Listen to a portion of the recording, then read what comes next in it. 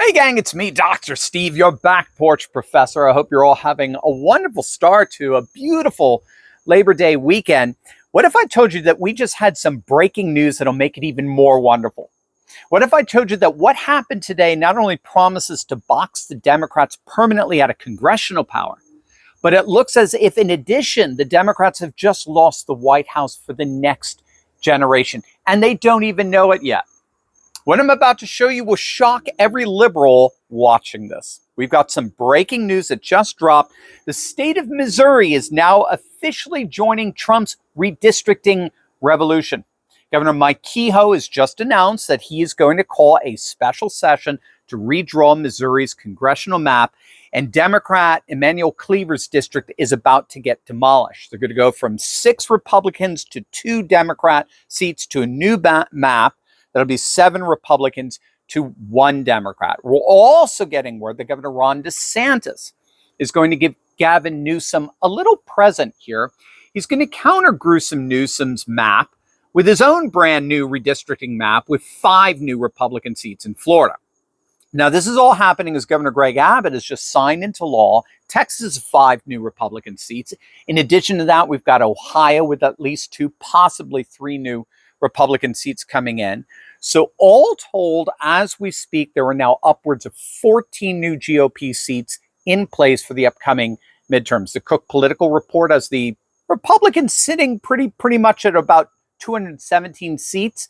They just need 1 more to retain control of the House. And that's if no other red states redistrict. And several have said they are going to join. Louisiana, of course, is currently in front of the Supreme Court as we speak. They want a Democrat district declared unconstitutional based on it being racially drawn district. It's part of the overturning the VRA, the Voting Rights Act, where Democrats have been forcing racially drawn districts that deliberately and intentionally exclude whites. Louisiana wants that overturned, and that would end up declaring upwards of 25 Democrat congressional districts unconstitutional literally overnight. Now, this is coming on the heels of the latest census numbers that have the Democrats absolutely panicked. By 2030, the electoral map will be so rigged in favor of Republicans and conservatives that Democrats would need a miracle to ever win the White House again. We're talking about the complete political realignment of America, and it's already happening as we speak. So the 2030 census is going to trigger the biggest political earthquake in modern history. Texas is already gaining 3 electoral votes, possibly 4. Florida's gaining 2, possibly 3. Utah and Idaho are each gaining 1. Montana is gaining 1. These are deep red states getting more power, more electoral votes. Meanwhile, California is losing 3 electoral votes at least. New York is losing 2. Illinois and Minnesota, they're all losing 1. So these are the Democrats' strongest strongholds, as it were, and they're literally shrinking. So let me break down the math that has the Democrats panicking behind closed doors.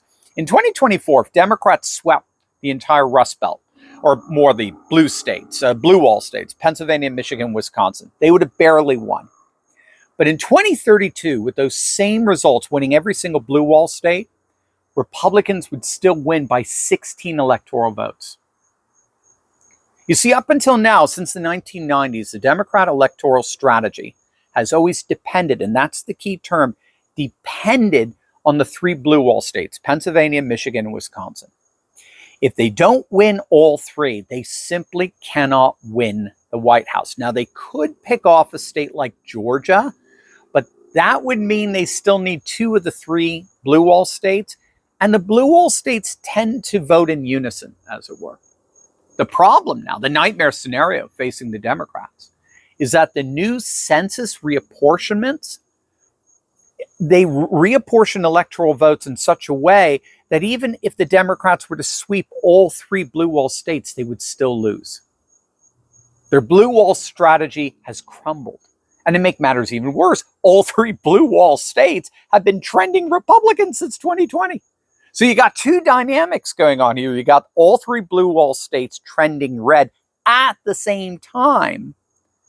The national population is fleeing blue states and taking up residence in red states and gaining their electoral ground. And obviously, this isn't just random population shifts. This is Americans fleeing liberal policies with their feet. People are escaping California's insane taxes, New York's out of control crime, Illinois' corruption, and they're flooding into Texas and Florida, conservative deep red states that actually work. And here's the kicker. When they move, they're bringing their electoral votes with them. All the while, they're making the red states even deeper red. But to make matters even worse, the Republicans aren't waiting for 2030. Trump is playing 4D chess right now. Again, against the backdrop of all the redistricting, Missouri and Texas and Ohio and Florida, Trump is also pushing for a mid-decade census that could make that electoral map a reality by the time we get to 2028. And again, we got a Supreme Court ready to overturn the VRA, the racially drawn Democrat districts, which would make upwards of 25 Democrat districts disappear as unconstitutional overnight. And again, it gets worse. If Trump succeeds in changing how we count the census and excluding illegal migrants from the census, which he should, California could lose 5 or 6 electoral votes instead of just 3. New York could lose even more as well, precisely because they both rely on millions of illegal migrants to boost their census numbers. Gang, this isn't just about winning elections. This is about the fundamental transformation of American politics. We're looking at a scenario where a new Trumpian GOP could control the White House, Congress, and the Supreme Court for decades.